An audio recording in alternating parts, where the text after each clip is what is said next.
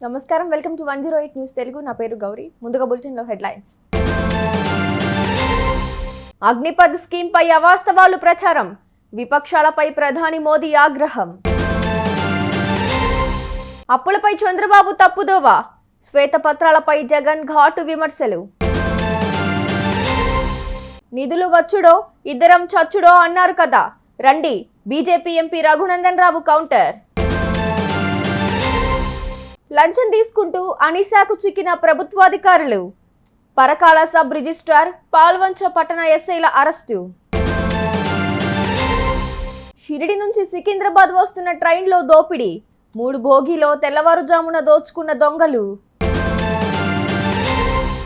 లడఖ్లోని ద్రాస్ సెక్టార్లో నిర్వహించిన 25వ కార్గిల్ విజయ్ దివస్ కార్యక్రమానికి హాజరైన ప్రధాని నరేంద్ర మోదీ విపక్షాలపై ధ్వజమెత్తారు. అగ్నిపథ్ స్కీమ్పై విమర్శలు చేస్తున్న ప్రతిపక్షాలకు దీటుగా బదులిచ్చే ప్రయత్నం చేశారు. దేశ రక్షణ భద్రతా వ్యవస్థకు సంబంధించిన సున్నితమైన అంశంపై విపక్ష నేతలు రాజకీయాలు చేస్తున్నారని మండిపడ్డారు. మన భద్రతా బలగాలకు అవసరమైన సంస్కరణలకు అగ్నిపథ్ స్కీమ్ను ఒక ఉదాహరణగా పేర్కొన్నారు. ప్రపంచ దేశాల సైనికుల సగటు వయసు కంటే భారత సైనికుడి సగటు వయసు ఎక్కువగా ఉండటం ఆందోళన కలిగించే అంశమని పేర్కొన్నారు. అగ్నిపథ్ స్కీమ్ ద్వారా మేము ఈ సమస్యకు పరిష్కారం తీసుకొచ్చామని తెలిపారు.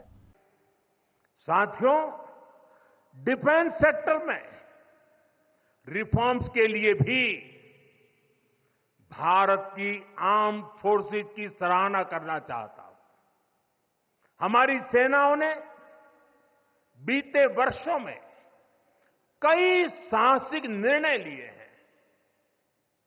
सेना द्वारा किए गए जरूरी रिफॉर्म्स का एक उदाहरण अग्निपथ स्कीम भी है. दशकों तक संसद से लेकर अनेक कमेटी तक में सेनाओं को युवा बनाने पर चर्चाएं होती रही है. भारत के सैनिकों की औसत आयु एवरेज एज ग्लोबल एवरेज से ज्यादा होना ये हम सबकी चिंता बढ़ाता रहा है. इसलिए ये विषय बरसों तक अनेक कमिटियों में भी उठा, लेकिन देश की सुरक्षा से जुड़ी इस चुनौती के समाधान की पहले इच्छा शक्ति नहीं दिखाई गई. शायद कुछ लोगों की मानसिकता ही ऐसी थी कि सेना मतलब नेताओं को सलाम करना, परेड करना. हमारे लिए सेना मतलब 140 करोड़ देशवासियों की आस्था. हमारे लिए सेना मतलब 140 करोड़ देशवासियों की शांति की गारंटी. हमारे लिए सेना मतलब देश की सीमाओं को सुरक्षा की गारंटी. రాష్ట్ర అప్పులపై సీఎం చంద్రబాబు ప్రజలను తప్పుదోవ పట్టిస్తున్నారని వైసీపీ అధినేత మాజీ సీఎం జగన్ విమర్శించారు. శుక్రవారం తాడేపల్లిలోని తన క్యాంపు కార్యాలయంలో మీడియాతో మాట్లాడుతూ బాబు పాలనలో రాష్ట్రం తిరోగమనంలో వెళ్తోందన్నారు. కూటమి ప్రభుత్వం అధికారంలోకి వచ్చాక 52 రోజుల్లో రాష్ట్రంలో అక్రమాలు ఆకృత్యాలు పెరిగిపోయాయన్నారు. ప్రశ్నించే వాళ్లను ఇబ్బందులకు గురి చేస్తున్నారు. విధ్వంస పాలన సాగుతుంటే పోలీసులు ప్రేక్షక పాత్ర వహిస్తున్నారన్నారు. బడ్జెట్ కూడా పెట్టలేని స్థితిలో చంద్రబాబు ప్రభుత్వం ఉందని పేర్కొన్నారు. రాష్ట్రంలో ఈరోజు దాదాపుగా 52 రోజులు ఎన్నికల ఫలితాలు వచ్చాయి. 52 రోజులుగా రాష్ట్రంలో ఎలాంటి పరిస్థితులు ఉన్నాయి, రాష్ట్రంలో ఏం జరుగుతూ ఉంది ఒకసారి గమనిస్తే రాష్ట్రం పురోగతి వైపు పోతా ఉందా లేకపోతే రివర్స్ డైరెక్షన్లో పోతా ఉందా? రాష్ట్రంలో ఉన్న ప్రతి ఒక్కరూ కూడా ఆలోచన చేయాల్సిన అవసరము చాలా ఉంది. రాష్ట్రంలో ఈరోజు హత్యలు జరుగుతూ ఉన్నాయి, అత్యాచారాలు జరుగుతూ ఉన్నాయి, ఆస్తుల ధ్వంసం జరుగుతూ ఉంది. ఎక్కడ చూసినా కూడా ఎవరైనా కేసు పెట్టడానికి పోతే ఫాల్స్ కేసెస్ రివర్స్ విక్టిమ్ మీదనే పెడతా ఉన్న పరిస్థితులు, పోలీసులు ప్రేక్షక పాత్ర పోషిస్తూ ఉన్న పరిస్థితులు, ప్రశ్నించడానికి ఏ స్వరం కూడా ఉండకూడదు, బయటికి అడుగు పెట్టకూడదు అన్న దృక్పథంతో ఈరోజు అణిచివేసే ధోరణితో ఈరోజు ప్రభుత్వం పరిపాలన కొనసాగిస్తూ ఉంది. నిజంగా చూస్తే చాలా బాధ కలిగించే విషయాలు ఇవన్నీ కూడా. ఎక్కడైనా కూడా ఒక ప్రభుత్వం ఏర్పడిన తర్వాత ఒక ప్రభుత్వం 12 నెలల పాటు ఒక బడ్జెట్ ప్రవేశపెడుతుంది. ఆ బడ్జెట్ కూడా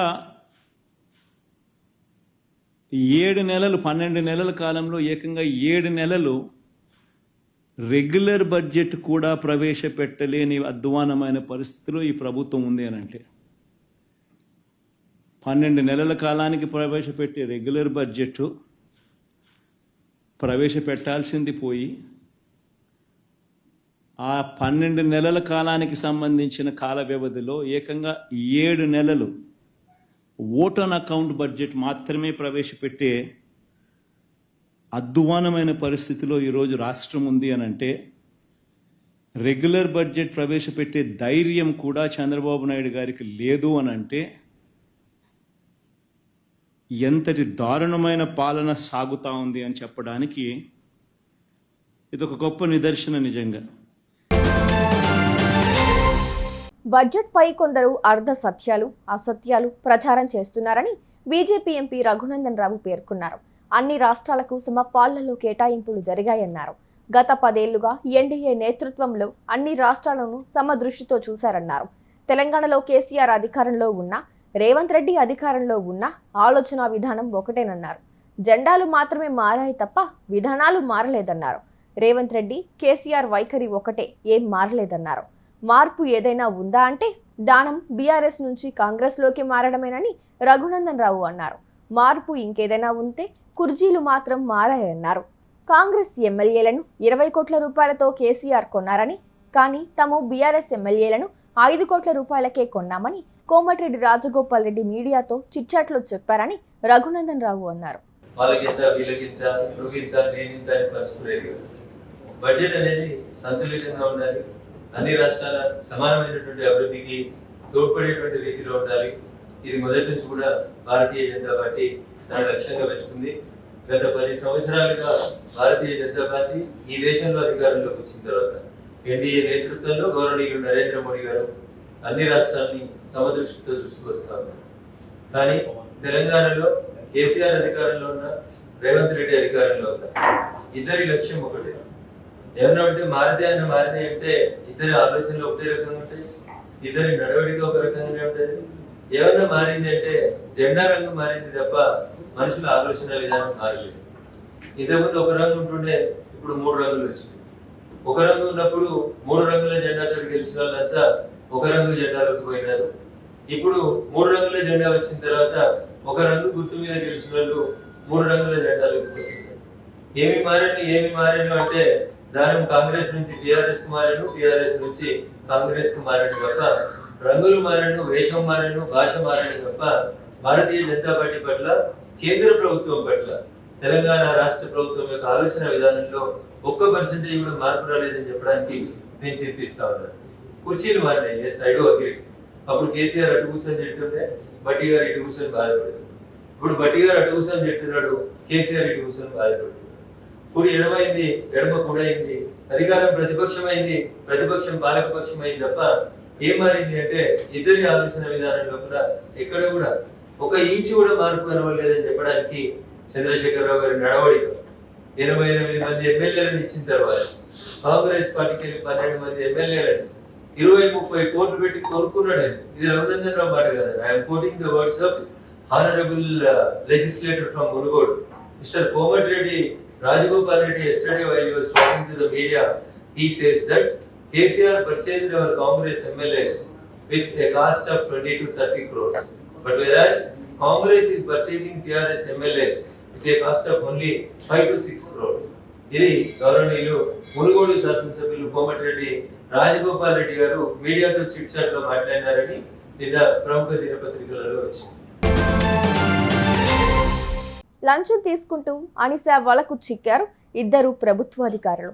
వివరాల్లోకి వెళ్తే హనుమకొండ జిల్లా పరకాల మున్సిపాలిటీ పరిధిలోని సీతారాంపురం గ్రామానికి చెందిన లడే రాజేశ్వరరావు పేరిట ఉన్న 1173 చదరపు గజాల స్థలం ఉంది. దాన్ని 4 భాగాలుగా గిఫ్ట్ డీడ్ చేసుకునేందుకు ఆయన కుమారులు శ్రీనివాస్, శ్రీకాంత్లు స్థానిక దస్తావేజు లేఖరి బొట్ల సురేష్ ద్వారా పరకాల సబ్ రిజిస్టర్ సునీతను కలవగా 80,000 రూపాయల లంచం ఇవ్వాలని ఆమె డిమాండ్ చేశారు.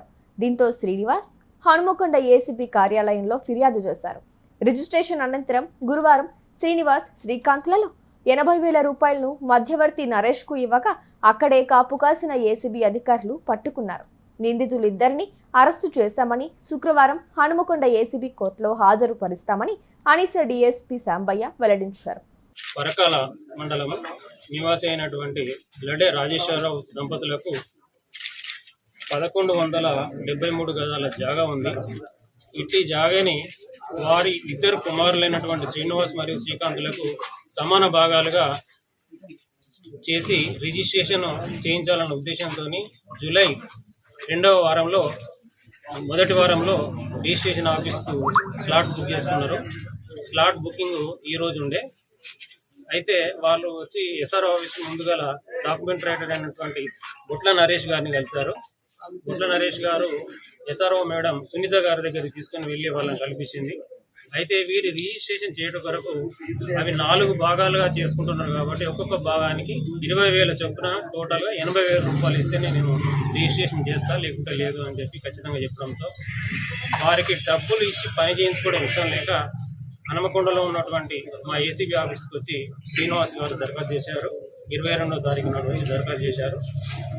అయితే ఈరోజు రిజిస్ట్రేషన్ ఉంది కాబట్టి డబ్బులతో పాటు వచ్చి రిజిస్ట్రేషన్ కొరకు రాగా డబ్బులు తెచ్చినావా అని డిమాండ్ చేసి ఈ శ్రీనివాస్ గారి వద్ద నుంచి నరేష్ గారు తీసుకున్నారు. అలాగే ఎస్ఆర్ఓ గారి దగ్గర కూడా వెళ్ళి డబ్బులు వచ్చినాయి రిజిస్ట్రేషన్ చేయమంటే వాళ్ళు రిజిస్ట్రేషన్ కూడా కంప్లీట్ చేశారు. ఈ డబ్బులు ఏవైతే ఉన్నాయో నరేష్ గారి దగ్గర నుంచి మేము రికవరీ చేశాము. ఈ సునీత గారిని మరియు నరేష్ గారిని ఇద్దరిని కూడా మేము అరెస్ట్ చేసినాము. డబ్బులు కూడా రికవరీ చేసినాము. వీరిద్దరిని రేపు ఏసీబీ కోర్టులో ప్రొడ్యూస్ చేస్తాము. నా పేరు లడే శ్రీనివాస్, సీతారాంపురం గ్రామం. మా అమ్మ నాన్న మా ఇద్దరు అన్నమ్మలకి రెండు భాగాలుగా ప్లాటు రిజిస్ట్రేషన్ చేయడానికి మేము డిసైడ్ చేసుకున్నాము. దాని కొరకై మేము బొట్ల నరేష్ని కాంటాక్ట్ అయ్యాము రిజిస్ట్రేషన్ చేసుకోవడానికి. నరేష్ వచ్చి మేడం అడిగొచ్చి మేడం డిమాండ్ 80,000 డిమాండ్ చేస్తుందని చెప్పేసి మాకు చెప్పారు. మేడం మేము గిఫ్ట్ కదా, మాది అమ్మ నాన్న ఇచ్చిందే కదా, అన్ని లీగల్ ప్రొసీజర్ ఉన్నాయి కదా అని చెప్పేసి అన్నా కూడా మేడం కన్విన్స్ కాలేదు. దాని ద్వారా నరేష్ కన్విన్స్ చేసినాం, మేడం కన్విన్స్ చేసిన ఏమీ ఉండలేదు. దాని ద్వారా మాకు చిరాకు వచ్చేసి మేము దానంలో ఏసీబీ కాంటాక్ట్ అయ్యాము. షిరిడి నుంచి కాకినాడ వెళ్తున్న రైలులో చోరీ జరిగింది. 3 బోగీల్లో దోపిడీకి దుండగులు పాల్పడ్డారు. ఆంధ్రప్రదేశ్కు చెందిన ప్రయాణికుల నుంచి దుండగులు వస్తువులను చోరీ చేసినట్లు సమాచారం. చోరీ జరిగిందని గుర్తించి లాతూరు రోడ్ జంక్షన్లో ప్రయాణికులు ఆందోళనకు దిగారు. మరి కాసేపట్లో ఈ రైలు సికింద్రాబాద్ రైల్వే స్టేషన్కు రానుంది.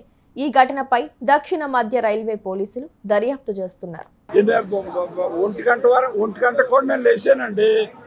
లేచి నేను వెళ్ళేటప్పుడు ఇక్కడ మన బ్లాంకెట్లు ఇచ్చేవాళ్ళు ఉంటారు చూడండి, వాళ్ళను ఇంకా 2 ఎవరో నుంచుని ఉన్నారండి అక్కడ. నేను బాత్రూమ్కి వెళ్ళాను.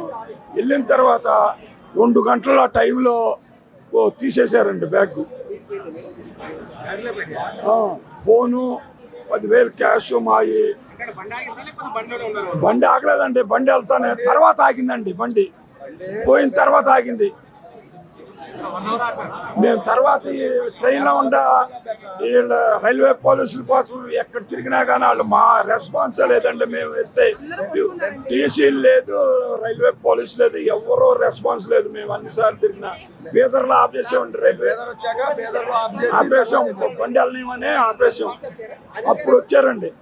ఆపేసిన తర్వాత అందరూ పడుకున్నారండి. 15-20 మినిట్స్ జరిగిందండి. ఇది ఒక సెక్యూరిటీ లేరు, ఒక రైల్వే సిబ్బంది లేరు, కనీసం టీసీ లేరండి. టీసీని జరిగాక మేము చూసుకుని అడిగితే క్యాజువల్గా ఎప్పుడు జరిగేది కానీ సమాధానం చెప్పారండి. పర్లీలో ఆగామండి. పర్లీలో కంప్లైంట్ ఇస్తే బీదర్లో ఆగమన్నారండి. బీదర్లో కంప్లైంట్ ఇస్తే సికింద్రాబాద్కి వెళ్ళమన్నారండి. ఎవరు కూడా రెస్పాన్సిబిలిటీ లేదు, ఎవరు పట్టించుకోవట్లేదు. మేము బీదర్లో బండి ఆపేసామండి, చైన్ లాగేసి.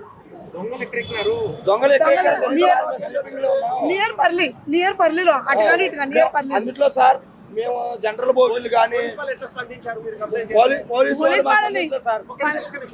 పర్లీలో చెప్పామండి. పర్లీలో చెప్తే బీదర్లో చెప్పమన్నారండి. బీదర్లో మొత్తం ట్రైన్ ఆఫ్ చేసేసామండి, చైన్స్ లాగేసామండి. మేము ఆన్లైన్లో ఇచ్చాము ఆన్లైన్లో కంప్లైంట్ ఆల్రెడీ వెళ్తుంది. మేము చెప్తాము మీకు జరుగుద్ది, నెక్స్ట్ స్టేషన్కి వెళ్ళండి అన్నారండి. మళ్ళీ అన్నారు మీరు ఎక్కడ దిగితే, ఇప్పుడు ఏలూరు అయితే ఏలూరు, ఖమ్మం అయితే ఖమ్మం, మీరు ఎక్కడ దిగితే అక్కడ లోకల్లో ఏమన్నారండి.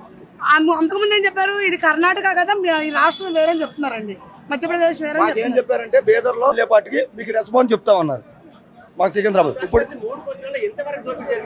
ఒక 30 లక్షలు తగ్గింది. 30 లక్షలు తగ్గింది. చూసారుగా, ఇవి ఇవాల్టి బులెటిన్ అప్డేట్స్. మరో బులెటిన్తో మళ్ళీ మీ ముందుకు వస్తాను. అంతవరకు కీప్ వాచింగ్ 108 న్యూస్ తెలుగు.